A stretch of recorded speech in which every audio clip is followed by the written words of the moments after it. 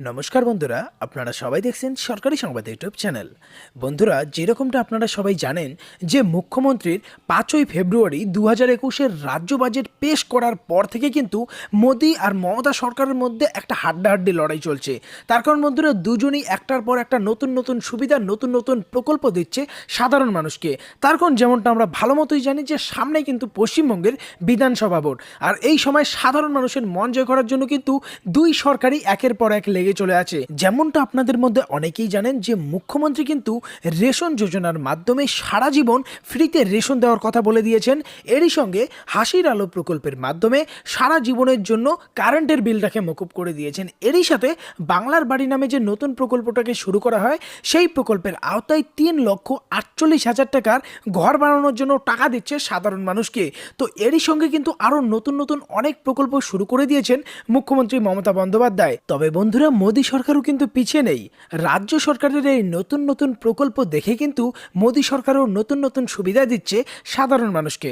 যেমনটা আপনারা সবাই জানেন যে কিছুদিন আগেই কিন্তু মোদীজি ঘোষণা করেন আবারও একটি করে গ্যাসের সিলিন্ডার দিবে উজ্জ্বলা যোজনার গ্রাহকদের।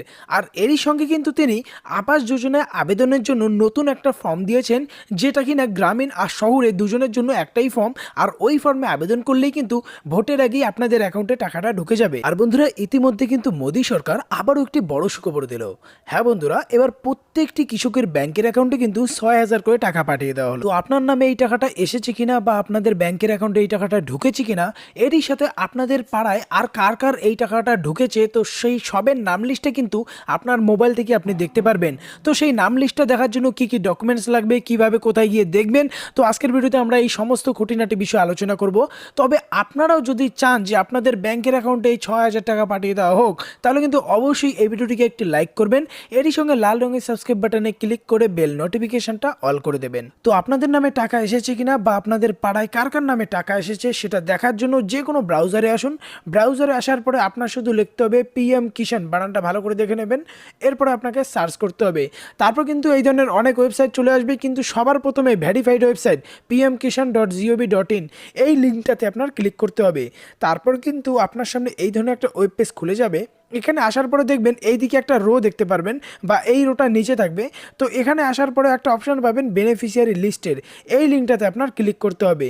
যখনই ক্লিক করবেন এই ধরনের একটা পেজ খুলে যাবে আর একটা ছোট্ট ফর্ম থাকবে। আর এটা ফিল আপ করার জন্য আপনার আধার কার্ড হোক বা ভোটার কার্ড হোক, যেইটাতে একদম অরিজিনাল অ্যাড্রেসটা থাকবে, তো সেই হিসেবে আপনার ক্লিক করতে হবে।